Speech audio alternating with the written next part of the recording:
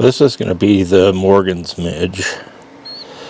I'm tying it much bigger than I would typically just for videoing. I think it's a size 14 dry fly hook here in my vise, using some black nano silk.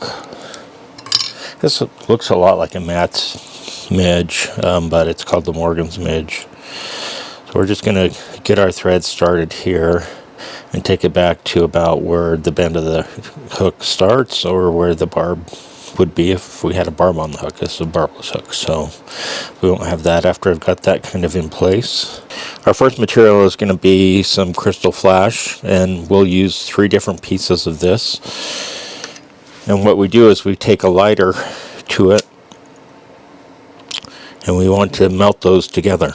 So when we're done, we end up with those 3 kind of glom together there through that melting process. So I'm going to take a measurement. I want this to be, about the length of the body, not much longer than that.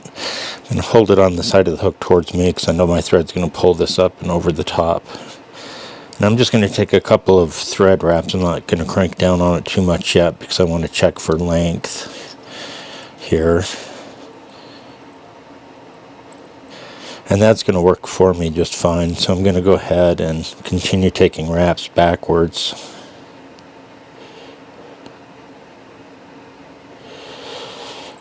I can just come in now and snip this extra material off with my scissors.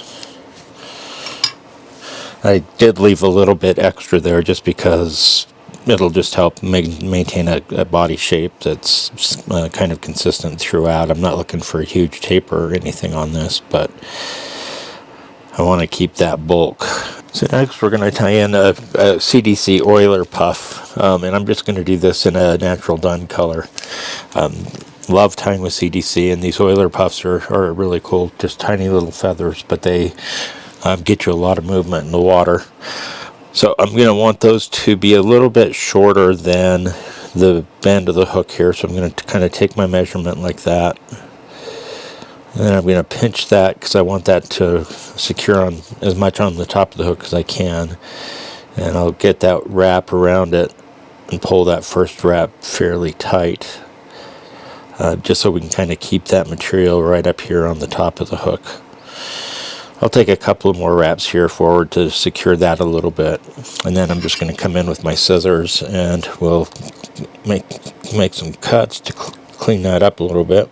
So now that we've got that kind of cut off, we're just going to go ahead and clean this front end up here by taking wraps up to behind the eye of the hook.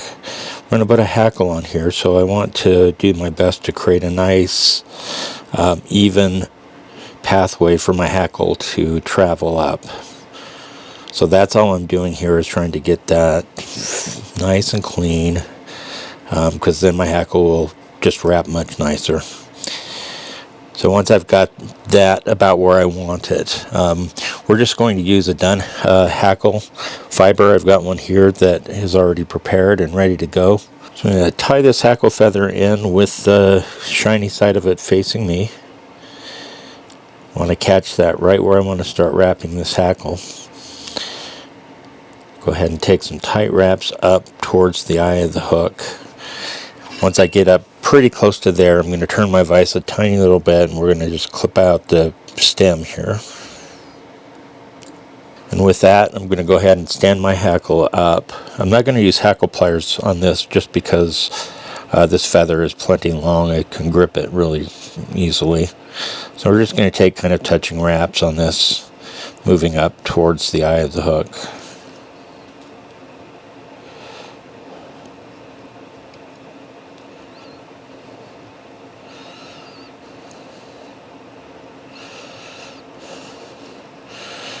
So once I get up to here, I'm going to go ahead and take my thread and I'm going to back it off. So I'm going to unwrap a few times until it's back to about where that I finished with that last turn of hackle. And I'm going to just throw my thread right over the top of that piece of hackle there now, securing that in place. I'll take a wrap or two in front of it.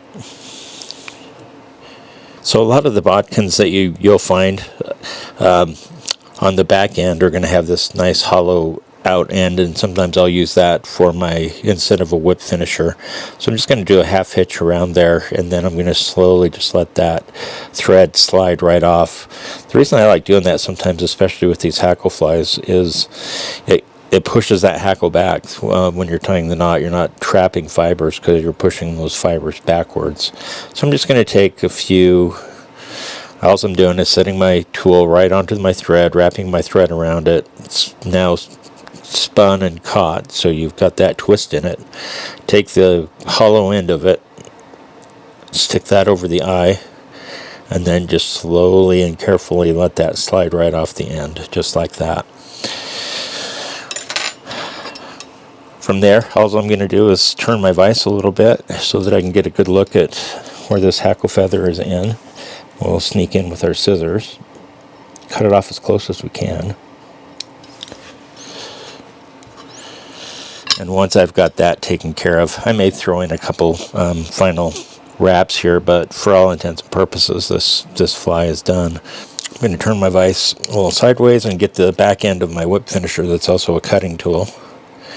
That just helps me to kind of cut that balance off. And there you go. There's the Morgan's midge. Great midge pattern to use. I'm tying these on 20s and 22s, 24s. So much smaller than this, because these are like little gnats. So keep that in mind. Gnats typically, especially here in the western rivers, tend to be pretty small. So tie it up, give it a shot. It'll do good for you out there on the water.